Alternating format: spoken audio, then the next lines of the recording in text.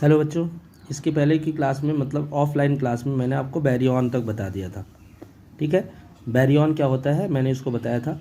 Baryon के दो group थे, जिसमें आपका number A nucleon, number B हाइपरयन।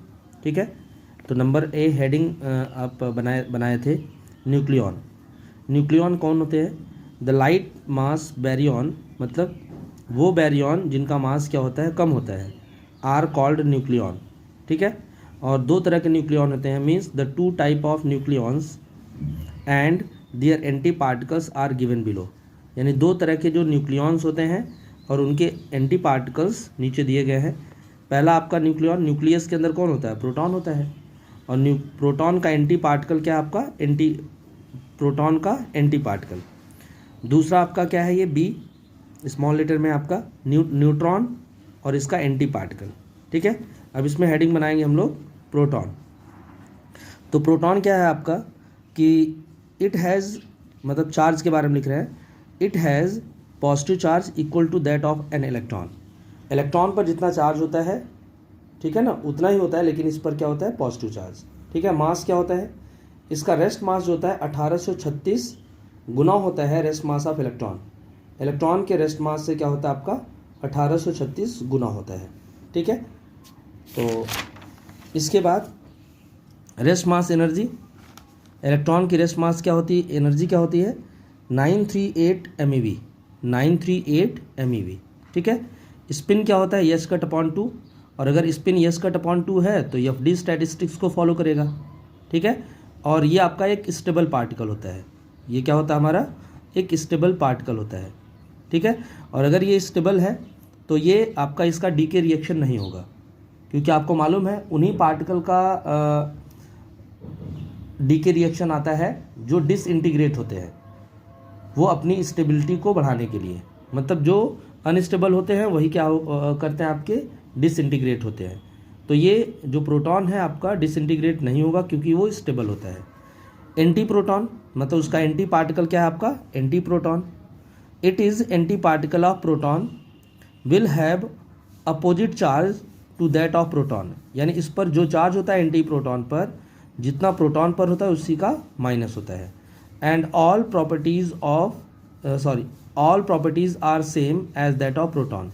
बाकी प्रॉपर्टी जो होती है प्रोटॉन की, वही आपकी एंटी प्रोटॉन की होती है। ठीक है, फिर इसके बाद आपका न्यूट्रॉन है बी में। ठीक है, neutron, it was discovered by Chadwick in 1932। Chadwick ने 1932 में इसकी डिस्कवरी करी थी। इसके बाद चार्ज क्या होता है? ये चार्जलेस होता है, इस पर कोई चार्ज नहीं होता। Rest mass, it's rest mass is 1839। ठीक है, 1839 times the rest mass of electron. Rest mass energy क्या होती है? 940 MeV।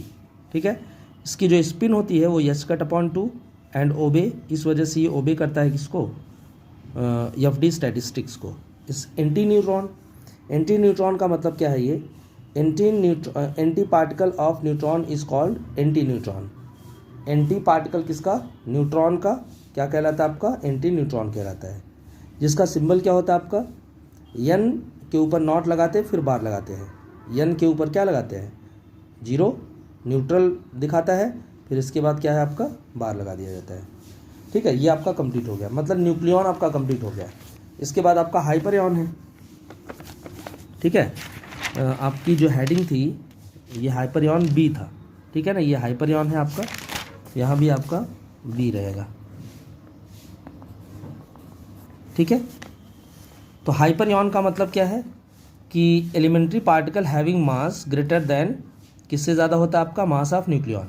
यानी वो सारे पार्टिकल जिनका मास न्यूक्लियन से क्या होता है? ज़्यादा होता है, उनको हम लोग क्या कहते हैं? हाइपरयन कहते हैं। तो देखिएगा, the elementary particle having mass greater than mass of nucleon, ठीक है, are known as hyperon. All hyperon have spin yes cut upon 2। यानी जितने भी हाइपरयन होते हैं वो सबका स्पिन क्या होता है? यस कट अपॉन 2 होता है, लेकिन एक को छोड़कर, एक्सेप्ट आपका ओमेगा हाइपरयन को छोड़कर।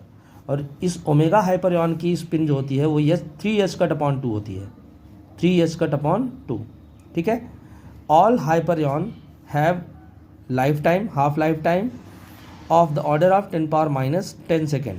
यानी जितने भी हाइपरयान होते हैं उनका हाफ लाइफ टाइम जो होता है वो 10⁻⁻10 के ऑर्डर का रहता है, ठीक है। The rest masses and charges and various hyperon are shown in figure table below. यानी रेस्ट मास एनर्जी भी नीचे बनाया गया आपका। The rest masses and charges, यानी जो हाइपरयान्स हैं उनका रेस्ट मास क्या होता है, रेस्ट मास एनर्जी कितनी होती है, चार्ज कितनी होती है, उसको एक टेबल में मैंने बनाया हुआ है, देख लीजिए। हाइपरयान है ये, रेस्ट मास है ये, ठीक है, ये आपका रेस्ट मास है ये। Time rest masses of electron है आपका, टाइम्स मतलब कितने टाइम है ये, ठीक है ना। Rest mass times the rest mass of electron. जब भी आपका रेस्ट मास किसी भी पार्टिकल का बताया जाता है वो कंपेयर किया जाता है इलेक्ट्रॉन के मास से। फिर इसके बाद आपका MeV में इसकी एनर्जी कितनी हो जाएगी और चार्ज कितना होगा। तो देखो पहला क्या था, हाइपरयान लैम्डा था, ठीक है। तो लैम्डा का रेस्ट मास कितना होगा, 2184 गुना किसका, इलेक्ट्रॉन के मास का, ठीक है। Means the rest mass of lambda is 2184 times the rest mass of electron. Sigma में क्या है, सिग्मा प्लस है, सिग्मा न्यूट्रल है, सिग्मा माइनस है ये, ठीक है। ये आपका इतना सबका होता है ये। फिर इसके बाद आपका एक्साई है, एक्साई में 2 सिंबल है, आपका माइनस है, आपका न्यूट्रल है ये, ठीक है। मतलब इसका एंटी पार्टिकल है ये, माइनस नहीं कह सकते आप इसको। तो इसका रेस्ट मास आपका इतना होता है ये। रेस्ट मास एनर्जी ये टेबल में दी गई है। और चार्ज दिया गया है, लैम्डा पर कोई चार्ज नहीं होता है ये, सिग्मा पर प्लस चार्ज होता है ये, सिग्मा न्यूट्रल पर कोई चार्ज नहीं होता, सिग्मा माइनस पर -1 चार्ज होता है आपका, ठीक है। आपका एक्साई ये न्यूट्रल होता है आपका ये। फिर इसके बाद आपका इस पर माइनस होता है ये, ठीक है। ओमेगा पे आपका क्या होता है, ये माइनस चार्ज होता है ये। इसका रेस्ट मास देखो कितना है, 3276 गुना होता है किसका, रेस्ट मास ऑफ इलेक्ट्रॉन का। और अगर आप ध्यान से देखेंगे तो सबसे ज़्यादा पार्टिकल इसी पार्टिकल का मास ज़्यादा होता है सबसे, ठीक है ना। सबसे ज़्यादा मास इस ओमेगा का होता है, ठीक है। फिर इसके बाद आप देखेंगे इनके एंटी पार्टिकल्स को, यानी जितने भी ये पार्टिकल्स लिखे गए हैं उनके एंटी पार्टिकल्स को कैसे रिप्रेजेंट किया जाता है ये। The antiparticles of above hyperon are given below, ठीक है। तो सबसे पहले आपके पास क्या है, ये लैम्डा न्यूट्रल होता है, ये सही नहीं लिखा है, ये लैम्डा न्यूट्रल होता है, ये 0 और इसके ऊपर ये बार, ठीक है।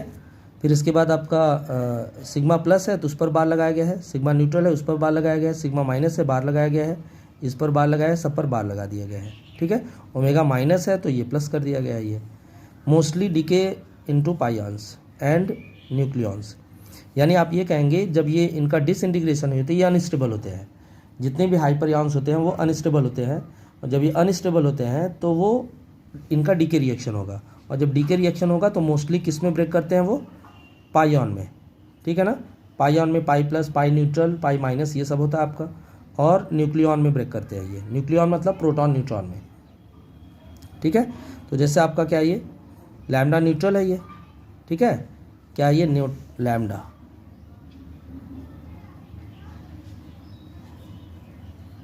लैम्डा न्यूट्रल ये आपका ब्रेक करता है किस में, प्रोटॉन और पाई माइनस में, ठीक है।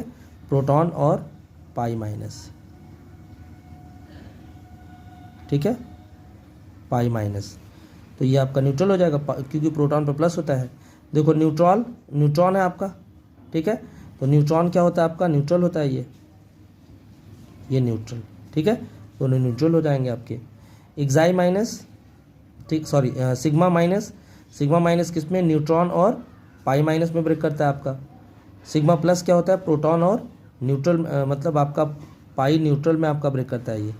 तो आपने यही कहा कि जो जितने भी आपके क्या होते हैं हाइपरयान्स होते हैं वो सब के सब किस में ब्रेक करते हैं, पाइयन में और न्यूक्लियॉन में। जैसे को पाई माइनस ये पाइयन है, ये न्यूक्लियॉन है मतलब प्रोटॉन है। यहाँ पाई न्यूट्रल है, न्यूट्रॉन आपका न्यूट्रल होता है ये न्यूक्लियॉन है, ये आपका पाइयन है, ये न्यूक्लियॉन है पाइयन है, न्यूक्लियॉन है पाइयन है ये, ठीक है। तो ये आपका इस तरह से ये चैप्टर आपका कंप्लीट हो गया, ठीक है। अब इसमें जो फर्स्ट पेपर में आपका जो बचा हुआ है मैं उसको अगली क्लास में बताऊंगा, ठीक है। आज के लिए इतना ही।